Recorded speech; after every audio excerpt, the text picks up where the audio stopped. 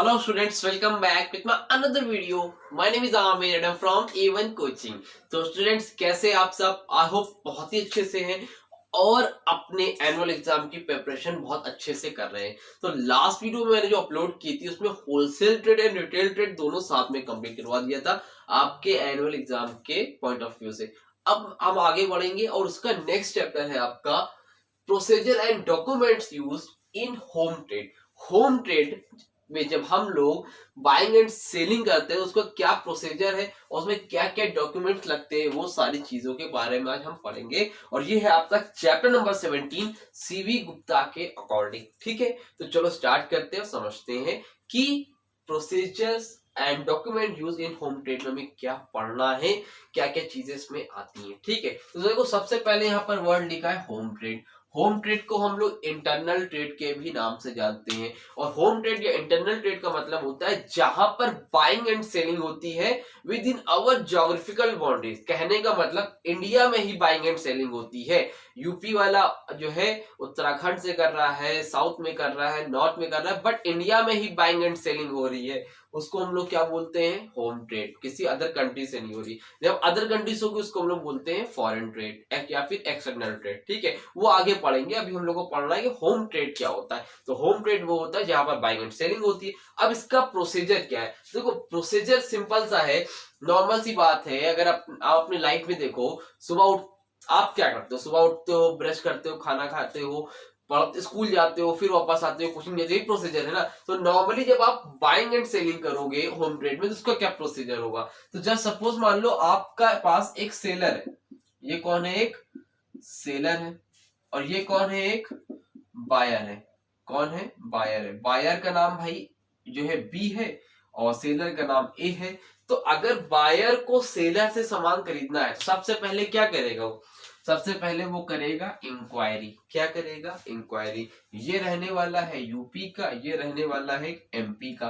तो यूपी वाले ने एमपी वाले से, बायर ने सबसे पहले इंक्वायरी करी। बायर ही तो करेगा ना। सबसे पहले वो क्या करता है? इंक्वायरी करता है, ये जानने के लिए कि उसके पास कितने गुड्स हैं, किस क्वालिटी के गुड्स हैं, क्या प्राइस पर यूनिट है, क्या टर्म्स एंड कंडीशन है, क्या उसके डिलीवरी चार्जेस है। सारी चीजों के बारे में वो क्या करता है? इंक्वायरी करता है। तो कौन करता है? सबसे पहले बायर इंक्वायरी करता है सेलर से पहला। तो an inquiry is a request which an intending buyer, ठीक है, इंक्वायरी से क्या है? एक रिक्वेस्ट है which an intending buyer sends to a seller, जो कि बायर सेंड करता है किसको? सेलर को।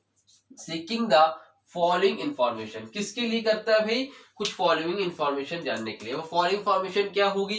नॉर्मल सी बात है कि कितने क्वांटिटी में गुड्स मिलेगा, किस क्वालिटी का गुड्स मिलेगा, क्या टर्म्स एंड कंडीशन है, क्या डिलीवरी चार्जेस है, ये सारी चीजें हैं। नोट्स में मैं सारी चीजें लिख भी दूंगा, बहुत बेसिक सी चीजें हैं तो आप बना के भी लिख सकते हो। नॉर्मली सबसे पहले वो क्या करता है? इंक्वायरी करता है। अब इंक्वायरी करने के बाद अगला स्टेप क्या है? कोटेशन। कोटेशन का मतलब क्या होता है? कोटेशन का मतलब होता है कि भाई यूपी वाले ने एमपी वाले से इंक्वायरी कर ली, तो अब एमपी वाला यानी कि हमारा सेलर ए अब इसको रिप्लाई भी तो करेगा। इसने पूछा है तो उसको रिप्लाई करेंगे ना। तो जो रिप्लाई देता है उसी को हम लोग क्या बोलते हैं? Quotation. A quotation is written reply. Quotation क्या? Written reply to an inquiry which the seller sends to buyer, जो कि सेलर सेंड करता है किसको? बायर को। तो कोटेशन क्या? एक रिटन रिप्लाई होता है इंक्वायरी का, जो कि इंक्वायरी हमारे बायर ने की थी, वो सेलर ने रिप्लाई में दिया। समझ में आई बात? इसको डिटेल में लिखना अगर आएगा तो थोड़ा थोड़ा अगर अलग से पूछ लेता है। नॉर्मली प्रोसीजर आएगा तो दो लाइन से ज्यादा मत लिखना क्योंकि बहुत लॉन्ग आंसर बन जाएगा आपका। ठीक है, आगे देखो catalogue and price list. Catalogue and price list का मतलब क्या होता है? अगर इसके रिप्लाई पे कोटेशन जिसने भेजा, कोटेशन में क्या भेजा? उसने बताया क्या क्वालिटी है, क्या टर्म्स एंड कंडीशन है, क्या प्राइस पर यूनिट है, क्या ऑफर है और कब तक वो ऑफर वैलिड रहेगा, ये सारी चीजें उसने रिप्लाई में दी। अगर इसको चीजें अच्छी लगी तो इसने ये क्या करेगा?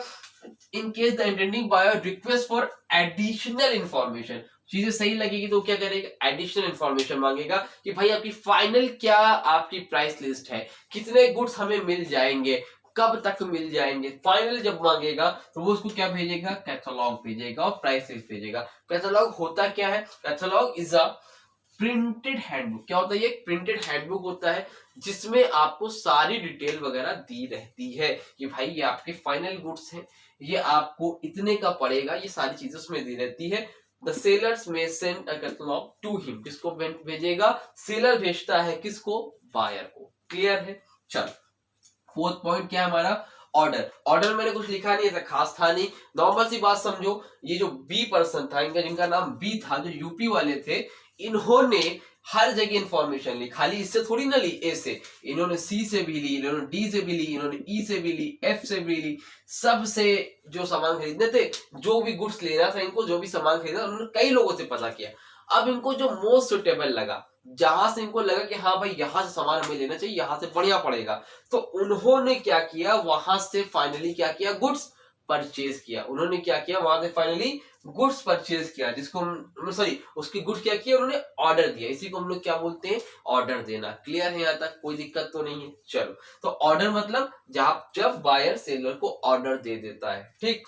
उसके बाद नेक्स्ट स्टेप क्या होगा, एक्नॉलेजमेंट। एक्नॉलेजमेंट का मतलब क्या होता है, भाई गुड्स ऑर्डर दे दिया, तो अब सेलर के पास ऑर्डर आ गया, तो सेलर इसको भेजता है acknowledgement. Acknowledgement is sent to inform the buyer about the receipt and acceptance of the order. ये नॉर्मली सेलर भेजता है बायर को, कि वो बताता है कि जो आपने गुड्स भेजा था, रिसिप्ट भेजी थी, वो एक्सेप्टेंस कर लिया गया है, यानी कि एक्सेप्ट कर लिया गया है, आपको इतने दिन में ऑर्डर वगैरह जो भी डेट वगैरह है आपको मिल जाएगा, हमने आपके गुड्स को एक्सेप्ट कर लिया है। नॉर्मली आप फ्लिपकार्ट में भी कुछ चीज ऑर्डर करते हो तो आपको मैसेज आता है ना कि हाँ आपकी गुड्स ऑर्डर हो गया, इतने तारीख को आपकी डिलीवरी हो जाएगी, ऐसे आता है ना, सामान पहुंच जाएगा। उसी तरह एक्नॉलेजमेंट होता है कि एक तरह को आपको श्योरिटी देना कि हाँ हमने गुड्स एक्सेप्ट कर लिया है, ठीक। नेक्स्ट आता है execution of order. Execution of order का मतलब भाई इसको ऑर्डर मिला है, तो अब उसको एग्जीक्यूट करने का वक्त आ गया। जैसे आपने प्लान बनाया कि हमें की बार बहुत अच्छे मार्क्स से पास होना है, तो वो प्लान है ना, उसको एग्जीक्यूट तो भी तो करना पड़ेगा। तो अब ऑर्डर मिल गया तो अभी गुड्स बनाएगा, सारी चीजें देखेगा कि हाँ चीजें सही है कि नहीं है, कितने गुड्स चाहिए, कब तारीख को पहुंचाना है, किस तारीख को, तो उस ऑर्डर को एग्जीक्यूट करता है। कौन करता है, सेलर करता है। 7 पॉइंट क्या है, एडवाइस नोट। एडवाइस नोट कब भेजा जाता है भाई, एडवाइस नोट का मतलब है जब गुड्स बन के तैयार हो गया, तो गुड्स डिस्पैच होने से पहले, डिस्पैच मतलब सेंड करने से पहले सेलर क्या करता है, गुड्स को सेंड करने से पहले एक एडवाइस नोट सर्टिंग करता है, किसको, बायर को, ये बताने के लिए कि भैया गुड्स डिस्पैच हो रहा है, गुड्स भेजा जा रहा है, आप इतने तारीख को इतने जगह पर जाके जहां पे गुड्स आपने बोला था वहां से गुड्स को आप रिसीव कर लेना, ठीक है। तो advice note is informing the buyers about the dispatch of goods and requesting him to take delivery of goods. समझ में आई बात, तो इसको बोलते हैं हम लोग एडवाइस नोट। अगर ये शॉर्ट में ही बन सकता है, define advice note, what is advice note, दो नंबर वाले क्वेश्चन बन सकता है, तो इसलिए सारी चीजों को अच्छे से समझना। यहाँ तक क्लियर है, यहाँ तक कोई डाउट तो नहीं है, आई होप यहाँ तक कोई डाउट नहीं होगा। जल्दी इसका स्क्रीनशॉट लेना है तो ले लो, मैं आके 2 सेकंड बाद आपको इसके आगे का भी क्या प्रोसीजर है वो बताता हूँ। चैप्टर को आज ही कंप्लीट करते हैं, ठीक है, तो जल्दी स्क्रीनशॉट लो, मैं बस 2 सेकंड में वापस आया। तो हमारा नेक्स्ट प्रोसीजर में नेक्स्ट स्टेप क्या है हमारा, इनवॉइस। इनवॉइस का मतलब क्या होता है, इनवॉइस का मतलब होता है बिल चार्ज। क्या होता है, तो अब देखो हम लोगों ने क्या किया, एडवाइस नोट तो अभी तक पढ़ा, अब उसके हम लोग क्या करते हैं, इनवॉइस सेंड करते हैं। इनवॉइस का मतलब होता है बिल चार्ज, जो अभी आपने ऑर्डर दिया था, जो भी हमारे बायर ने ऑर्डर दिया था सेलर को, ठीक है, याद है ना, यूपी वाले और एमपी वाले, ये कौन था हमारा बी, ये कौन था हमारा ए। तो यूपी वाले ने एमपी वाले को जो ऑर्डर दिया था, तो अब ये सेलर तो उसको क्या करेगा भाई, बिल भेजेगा ना, तो उसी को हम लोग क्या बोलते हैं, इनवॉइस। इनवॉइस समझते हो ना, जो नॉर्मली बिल आता है आपके कोई सामान वगैरह बताओ तो इनवॉइस है ना।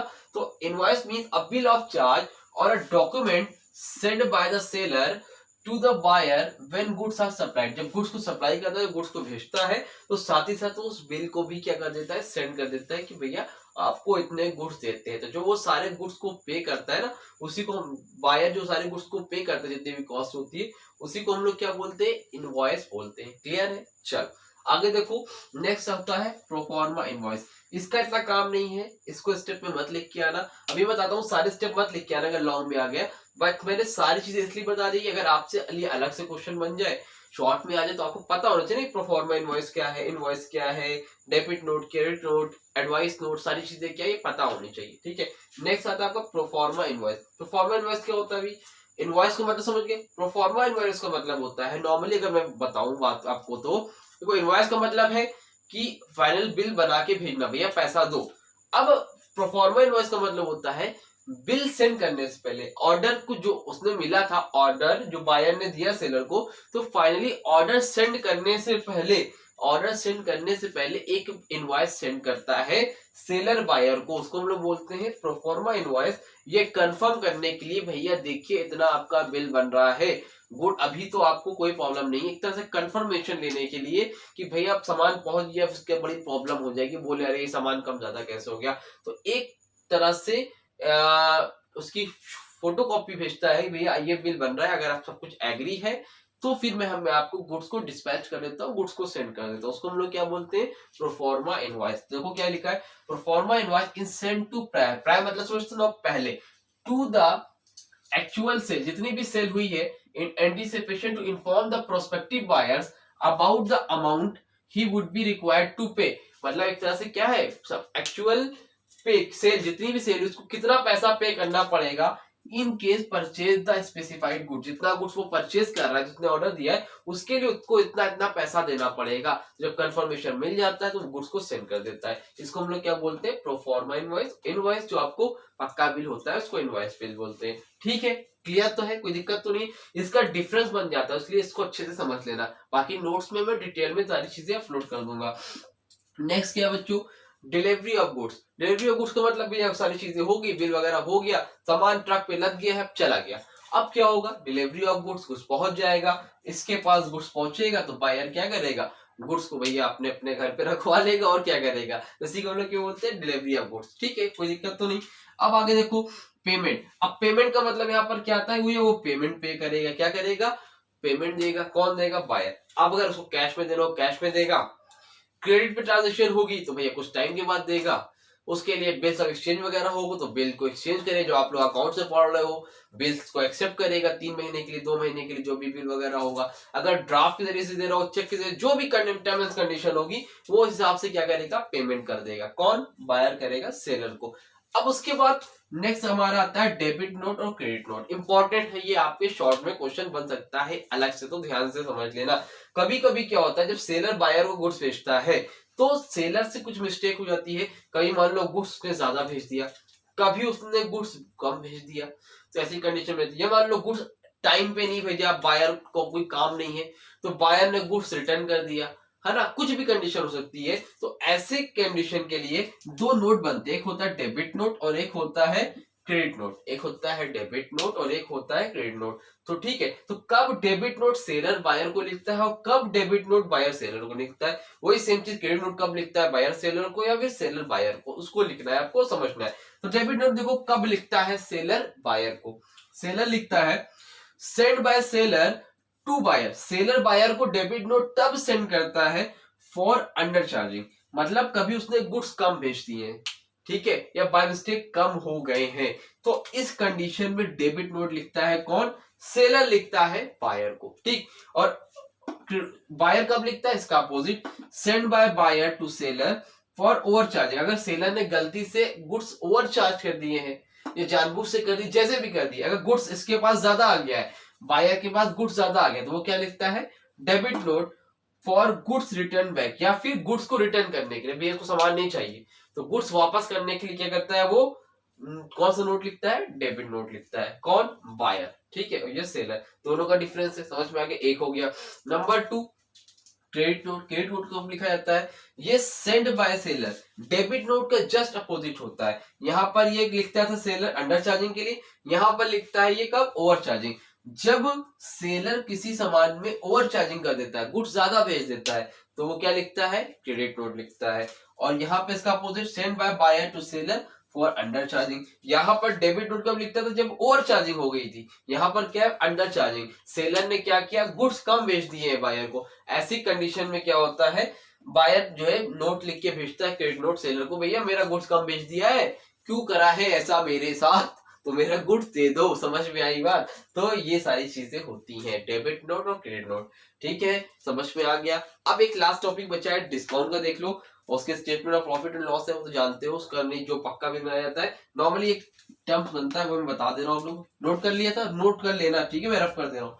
तो लास्ट आपका बनता है डिस्काउंट का, वो भी अच्छे से समझ लो, और डिस्काउंट तो आई थिंक आप लोग अकाउंट से जानते होंगे, वही डिस्काउंट है, बट मैं बता दे रहा हूँ। देखो डिस्काउंट का मतलब तो आप लोग जानते ही हो। डिस्काउंट का मतलब क्या होता है, जब सामान आपको सस्ता पड़ता है, कोई सेलर आपको सामान सस्ते में देता है। अब डिस्काउंट दो तरह का होता है, एक होता है ट्रेड डिस्काउंट और सेकंड होता है आपका कैश डिस्काउंट। ट्रेड डिस्काउंट का मतलब क्या होता है भाई? ट्रेड डिस्काउंट का मतलब होता है जो सबको मिलता है। नॉर्मली बाइंग एंड सेलिंग किस पे होती है? क्रेडिट पे होती है। तो ये क्या करता है, ठीक है, ये सबको मिलता है फॉर एवरीवन। किसके लिए? ये एवरीवन के लिए है, ठीक है। इसमें क्या होता है कि अगर मान लो कोई सामान 1000 का है तो वो 1000 का सामान कितने हो जाएगा? 900 का हो जाएगा। एमआरपी में से डिडक्ट हो जाएगा, वो अमाउंट क्या होगा? 1000 रुपए था, वो 900 रुपए हो गया। ये ट्रेड डिस्काउंट होता है जो कि सबको मिलता है। बट कभी कभी क्या, जो सेलर होता है, अब भाई सामान उधार में बेच रहे हैं, उसको लगता है कल को मेरा गुड्स मिलेगा कि नहीं मिलेगा, सॉरी मेरा पेमेंट मिलेगा नहीं मिलेगा। या मान लो आज गुड्स तो ले जा रहा है, कल वो बायर हो सकता है, कुछ भी हो सकता है, ना दे, एक्सीडेंट हो जाए, बीमार हो जाए, उसका बिजनेस ना चले, देने से मना कर दे, ऐसी बहुत सी कंडीशन में चलती है। तो वो बायर चाहता है कि उसका पैसा ना फंसे, तो इसके लिए वो ऑफर करता है, भैया एक काम करो, 1000 वाला गुड्स आप 900 का ले जा रहे हो ट्रेड में, अगर आप मुझे 800 रुपए दो तो मैं आपको वो सामान कैश में दे दूंगा, ठीक है। तो अगर आप 800 का लोगे, तो अगर कैश में दोगे तो मैं वही प्रोडक्ट आपको 800 में दे दूंगा, 850 में दूंगा, मतलब और कम कर देता है, एक्स्ट्रा डिस्काउंट दे देता है। उसको हम लोग क्या बोलते हैं? Cash discount. तो ये फर्क होता है हमारा ट्रेड डिस्काउंट और कैश डिस्काउंट में। डिस्काउंट तो मतलब जानते ही हो, समझ में आ रही बात। बाकी डिटेल में आपको दे दूंगा, इसका डिफरेंस देख लेना एक बार बुक से। कोई प्रॉब्लम होगी तो मुझसे कमेंट सेक्शन पे, इंस्टाग्राम पे कांटेक्ट करके पूछ लेना। और आपका ये चैप्टर नंबर 17 भी कंप्लीट होता है, procedure and document used in home trade. Next video में हम लोग बात करेंगे chapter number 18 chamber of commerce के बारे में। बाकी हम लोग कमेंट सेक्शन में कमेंट करके बता देना कि 8 चैप्टर तो मैंने अपलोड किए हुए हैं। अब किसी का हाफ ईयरली में अगर 9 से 14 के बीच में चैप्टर आ रहा है तो बताओ, मैं अपलोड कर दूं, अदरवाइज मैं फिर नहीं करूंगा, ठीक है। तो आ रहा है तो बताओ, या पूरी बुक जिसके स्कूल में आ रही तो बताओ, मैं कर दूंगा। कोई बहुत बड़ी चीज नहीं है, 2 से 3 दिन लगेगा, वो भी अपलोड कर दूंगा, ठीक है। अदरवाइज सिलेबस हमारा बहुत अच्छा जा रहा है, अकाउंट्स में भी जा रहा है, मैक्सिमम चैप्टर्स अपलोडेड है, आपके कॉमर्स में भी। बस इकोनॉमिक्स से पीछे चल रहे हैं हम लोग, अब इकोनॉमिक्स को भी स्पीड पकड़ेंगे, ठीक है। तो बहुत जल्दी इकोनॉमिक्स में भी, इसी नवंबर के मंथ में इकोनॉमिक्स को मैं थ्योरी खत्म करा दूंगा, फिर आपका स्टैट बचेगा, वो दिसंबर में हो जाएगा। बस आप लोग पढ़ो अच्छे से, कोई प्रॉब्लम हो यार तो मुझसे पूछा करो, कमेंट सेक्शन में कमेंट किया करो, और अपने दोस्तों को भी शेयर कर दिया करो ताकि वो भी अच्छे से स्टडी कर सके, ठीक है। और आज वीडियो अच्छी लगी तो वीडियो को लाइक करना यार, आपका लाइक बहुत मोटिवेशन देता है और इसी तरह से काम करने के लिए मोटिवेट भी करता रहता है, ठीक है। चलो, वीडियो अच्छी लगी तो वीडियो को लाइक करना, चैनल को सब्सक्राइब करना, अपने दोस्तों को भी शेयर कर देना। मिलते हैं अपनी न्यू वीडियो में, तब तक के लिए थैंक यू सो मच।